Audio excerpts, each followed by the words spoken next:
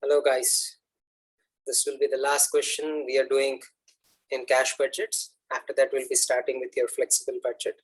So 21st question, if you see, most of the details are straight away given to you. Opening balance of first quarter is there. Collections from customers for all the 4 quarters is given. Payments details are also very clearly given. Purchase of material, other expenses, salaries and wages, income tax, purchase of machinery, etc.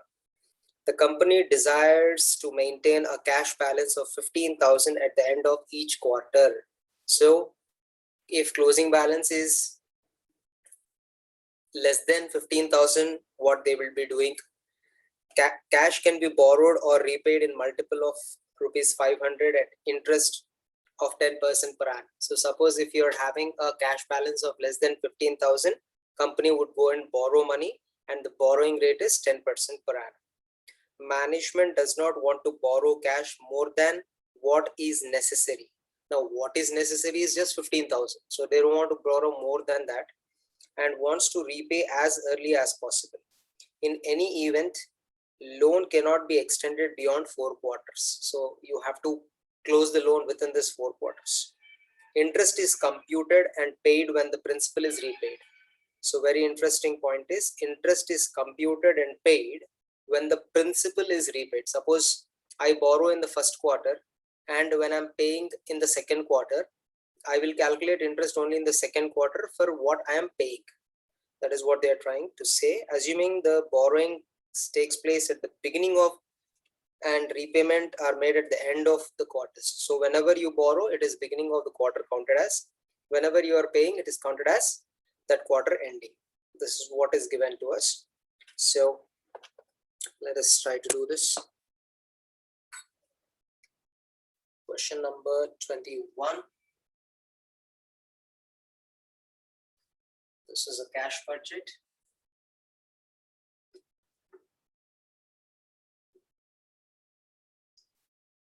You have been given 4 quarters. So quarter 1, quarter 2, quarter 3, quarter 4. All right. First one is opening balance of the first quarter is given to us as 10,000. Then receipts, we have collections from customers.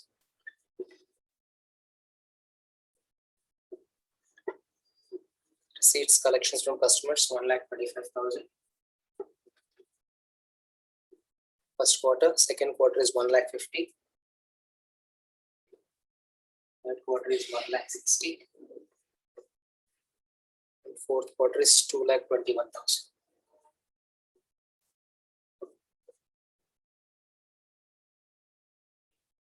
All right. So this gives you the total receipts. Then I'll go for payments. Guys, what I'm doing is I'm taking the total of payments. So you can actually write in detail, but because I have to show you some calculations here because of the space constraint, I'm taking the total of payments. It is 20 plus 25 plus 90 plus 5 should be around 1,40,000. So payments are 1,40,000 in the first quarter. Second quarter it is 1,50,000. Third quarter it is 1,50,000. And fourth quarter the total is, I think it is 2,04,000. I have taken the totals of payments, not the individual payments, so that I have the closing balance. Closing balance. Now, we just go with opening balance plus receipts minus payments. So this is 1,35,000 minus 1,40,000 gives me minus 5,000. Now, when you look at the question, he says, company wants to maintain a minimum cash balance of 15,000. So here I will write E. What is your desired cash balance? Now, if you look at the actual receipts and payments, I'm having a negative 5,000. So I'm going to borrow 20,000 rupees. Why 20,000 rupees I'm borrowing?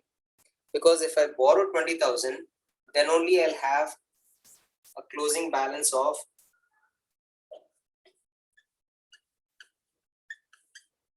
15,000. All right. I want a closing balance of 15,000. So minus 5,000 plus 20,000 makes it 50. That means in the first quarter, he's borrowing 20,000 rupees. I hope I'm clear. And when do you assume that it is borrowed? At the beginning of the first quarter, because in the question he says borrowings are done at the beginning of the quarter and repayments are done at the end of the quarter. So this 15,000 goes to the next quarter opening balance. I'll continue here. 15 plus 150, it is 1,65,000 minus 1,50,000. So 165 minus 50, I get 15,000. So do you borrow anything? No. How much you have? 15. How much you want? 15. So no borrowing, no repayment in this month. So I'll straight away say this 15,000 I'll have. This will go to next month as opening balance. 15 plus 60, it is 175,000 minus 150. I'll have 25,000. Now, how much money minimum you wanted to have? 15,000. But now you have 25,000. So you have surplus money? Yes, sir. So at the end of the third quarter, we have 10,000 rupees in excess of what we want. We wanted 15 minimum, but now I have 25. So how much excess money I am having? 10,000 excess money I am having. So that 10,000 I can repay my borrowing partially, right? Now the question is, out of this 10,000, if I repay 10,000, do you think that my loan will be balance loan will be 10,000 only? The answer is no, because you have to calculate interest also. So I am adding one more point here, interest. So interest, how much I will pay? Just concentrate here. This is important because I have excess of 10,000 rupees. How much I can pay? Out of the 10,000, I have to pay interest and also the principal. Now the question is, in the 10,000, can I pay 8,000 rupees? Let us calculate. 9,000 rupees? Let us think. So let us just roughly do here. Now, from the beginning of the first quarter till the end of third quarter, you are having 3 quarters calculation. That is, you have to pay interest. You are having totally 10,000 rupees, right? Let us assume that 9,000 may, if I'm calculating 10% interest for 3 quarters, from the beginning of first quarter to end of third quarter. This will come to, there's a calculator, 9,000 into 10% into 3 by 4. This comes to 675 plus principal of 9,000. So I can pay 9,675. I'll be having around 325 rupees left out. Now let me try with another figure.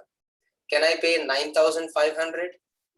So if I'm trying to pay 9,500, 10% for, because he said na borrowing and repayment can be made only in multiples of 500. So if you calculate 9,500 into 10% into 3 by 4 gives me 713 rupees. 713 rupees plus 9,500 is going more than 10,000. So this is not possible. So 9,000 is possible? Yes. So I'll go with this. I am going to repay. So I will pay interest of 675 rupees. In the third quarter, I'll pay 675 rupees interest and principal repayment. So No interest, no payment in the second and first quarter. Principal repayment of 9,000 rupees. So now you tell me, out of 25,000 rupees we had, 675 rupees we have paid interest, 9,000 we have paid principal. So I still have 15,325 rupees. So this will go to next quarter as the beginning balance, 15,325.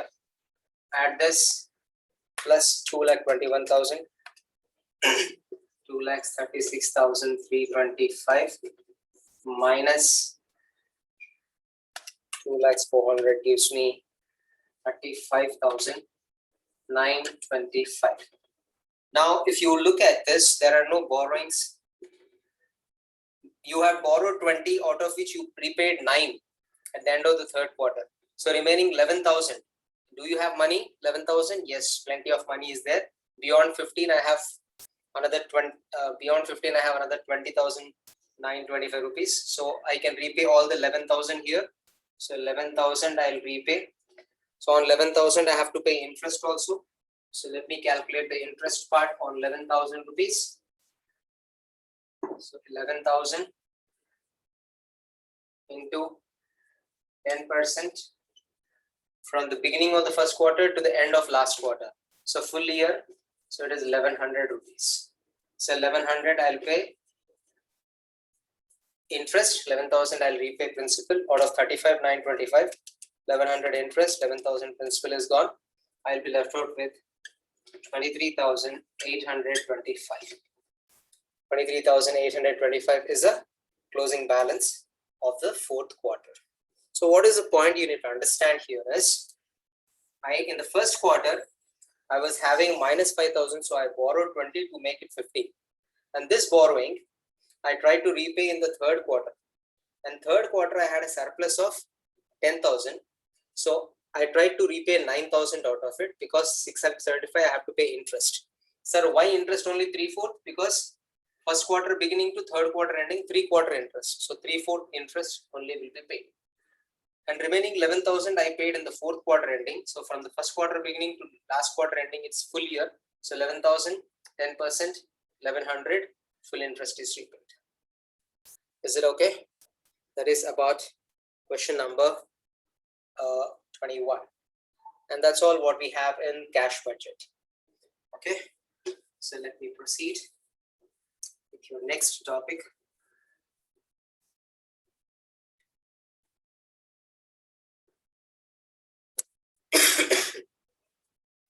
The next topic we have is flexible budget. Now, what do you mean by a flexible budget? Now, flexible budget, already we have discussed it in theory. Flexible, the word itself says we are talking about the budget which is flexible enough. You prepare a budget thinking that you will produce some 5,000 units, but later on you wanted to change the budget for say 6,000 units or 7,000 units or 8,000 units or 9,000 units. So when you change the capacity, it should be capable we should be in a position to change the budget according to our requirement. When a budget is prepared in such a way where we can prepare a budget with the changed capacity easily, that budget is what is referred to as a flexible budget. Already we have discussed the concept of variable cost and fixed cost. Variable cost will be constant per unit, fixed cost will be constant in total. So whenever we are talking about variable cost, we speak per unit wise. When we are talking about fixed cost, we talk always in total. So let us see how these budgets are prepared. You have the question number 22, where the flexible budget is given to you. You can just see. So in this 22nd question, he has given you the expenses budgeted for production of 10,000 units in a factory, which are furnished as follows. So he gave you all per unit data: materials per unit, labor per unit, variable overheads per unit, fixed overheads per unit is given, total is also given. So for us, what will become important, per unit or total? The answer is total, because fixed overheads we always speak in total.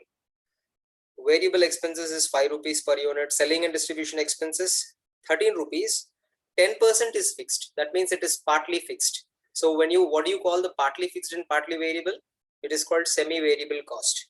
10% if it is fixed, that means 90% is variable. Distribution expenses, 20% fixed, and that means 80% is variable. Administrative expenses 5, so 50,000 rupees. So assume that it is all fixed. For 50,000 is fixed.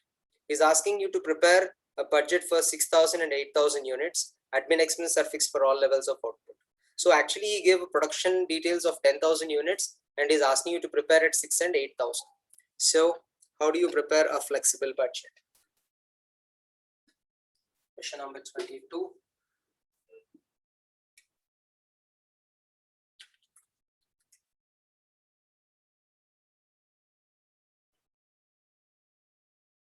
Flexible budget.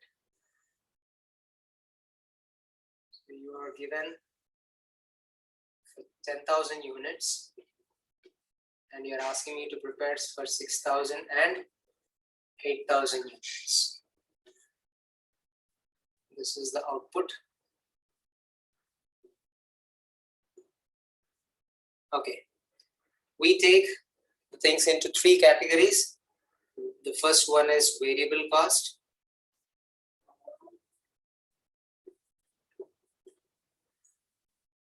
Because it is units, you can also write per unit here. So variable cost. All direct costs are variable. I have already told you. So material, labor are variable. So first one is material, labor. So material cost is given as 70 per unit. Labor cost is given as 25 per unit. Variable overheads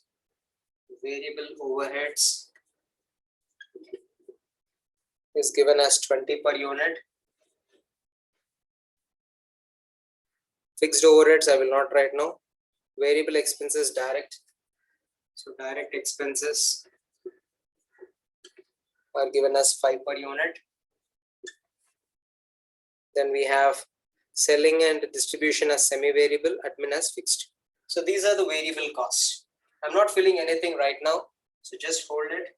Then second category is semi-variable.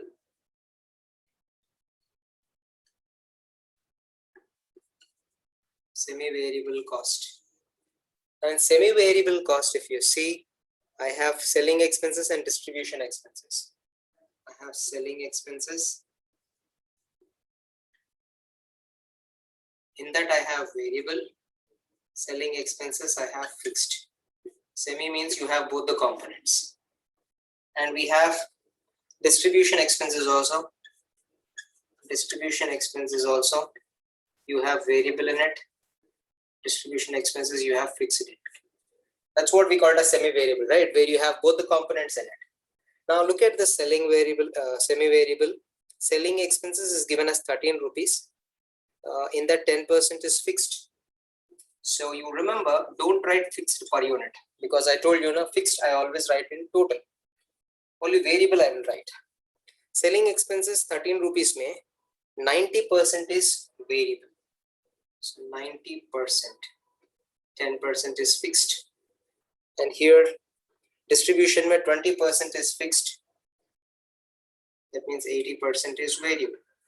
So if you take 13 rupees and multiply with 90%, 90% is coming to 11 rupees 70 paise. And I'll not write 1 rupee 30 paise is fixed. Same with distribution expenses. Distribution expenses given as 7 into 80%. It is 5 rupees 60 paise. Okay. What? Why are you doing like this, sir? Let me bring you to the workings. In the working notes, I will calculate fixed cost. Selling expenses. 10,000 units into how much is fixed? 10% of 13 rupees. So 10% of 13 rupees. 1 rupee 30 paise into 10,000, 13,000. Then again Selling expenses is finished. Distribution expenses. Distribution expenses, I'll calculate at 10,000 units. How much is fixed? 20%. 20% of 7 rupees. 20% of 7 rupees. 20% of 7 is 1.4 into 10,000 is 14,000. What am I doing here? I'm converting the fixed cost per unit into total at a given level of output. At a given level of output. He actually gave the data at 10,000 units. So you have to convert the fixed cost at given level of output. This is very, very important point. So at given level of output, it is with me now. That's why per unit I will not write. So here at a given level, I'll write 13,000 and 14,000. Variable cost you write in per unit column. Fixed cost you write it at the given level. I've not started the calculations yet for the asked outputs. Then fixed cost. So we move on to the next heading. That is third heading. We call it as fixed cost. So in fixed cost, we are having two things here: fixed overheads and administrative expenses. So fixed overheads, administration expenses. So fixed overheads are given to you as 10 rupees or 1 lakh. So I will not write per unit, I will just write 1 lakh. You need not calculate. 10,000 into 10 rupees also gives you 1 lakh. He gave it in the brackets. Administrative expense also per unit I will not write. I'll write 50,000 directly. So once you have the question done like this, what did I do? I have taken variable cost all in per unit column. I have taken fixed cost all in the given level of output. Now how do you proceed? This 13,000 remains 13,000 at all levels of output. Whether you are producing 6,000 units or 8,000 units, it will be 13,000 only. Whether you are producing 10,000 units, 6,000 units, 8,000 units, this 14,000 will remain 14,000 only. Why is it so? Because it is fixed cost. This 1 lakh remains 1 lakh only. Why is it so? Because it is fixed cost. This 50,000 remains 50,000 only. Why is it so? Because it is fixed cost. Okay. So fixed components, fixed cost totals will be just copied in the 6,000 units column and 8,000 units column, whatever it is. Now, what about variable costs? Variable cost, you have to simply multiply this with the number of units. So 70 into 10,000, it is 7 lakhs. 25 into 10,000, so it is 25, 2,50,000. 20 into 10,000, it's 2 lakhs. 5 into 10,000, 50,000.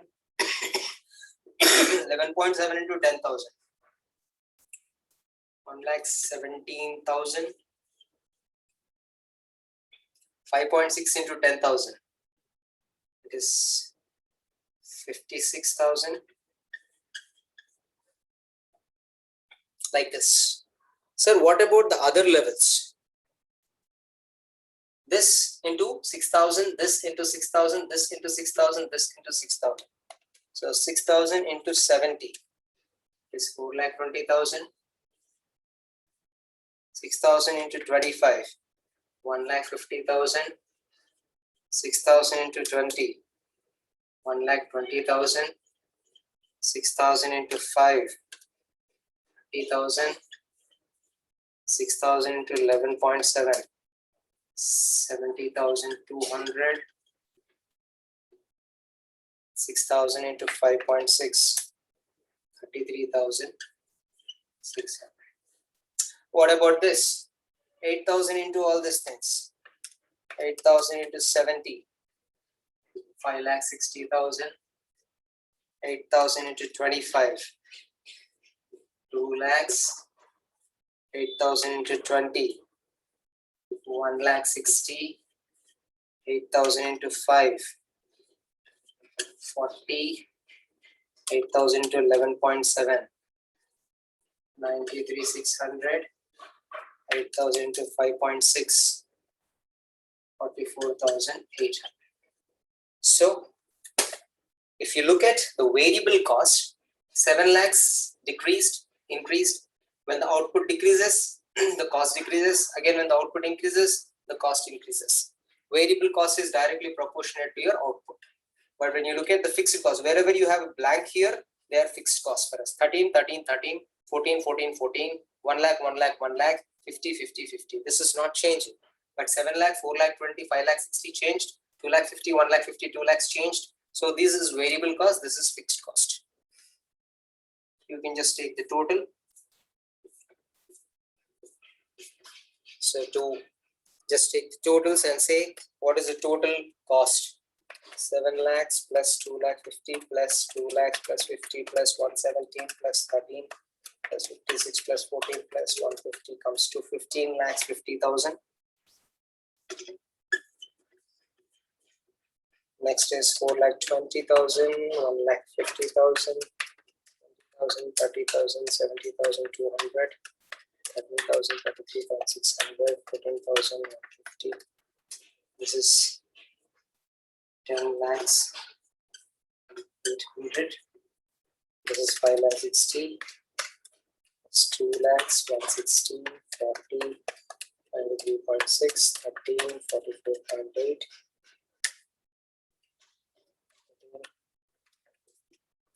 So this is 12 lakhs 75,200. So if you look at this, these are the totals. Now once you have the totals with you, you can very well say what is the cost per unit also, because you have the total units, right? You have the units, you have the cost, total cost, divided by number of units will give you the cost per unit. So for 6,000 units, the total cost is this much. For 8,000 units, the total cost is this much. For 10,000 units, the total cost is this much. When you want cost per unit, this should be divided by 10,000. So if you want a cost per unit,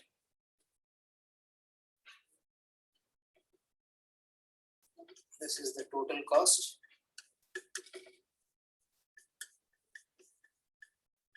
divided by output.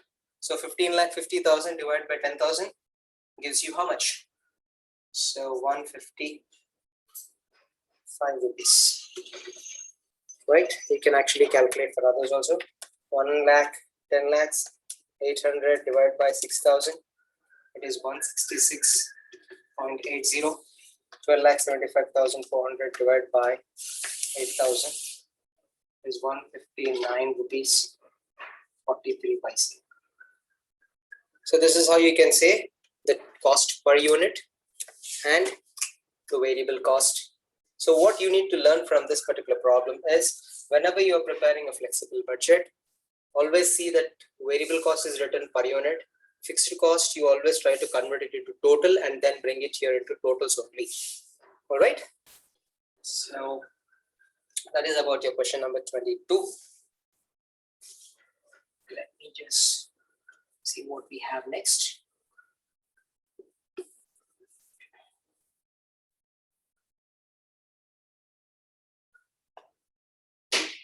So question number 23, 24.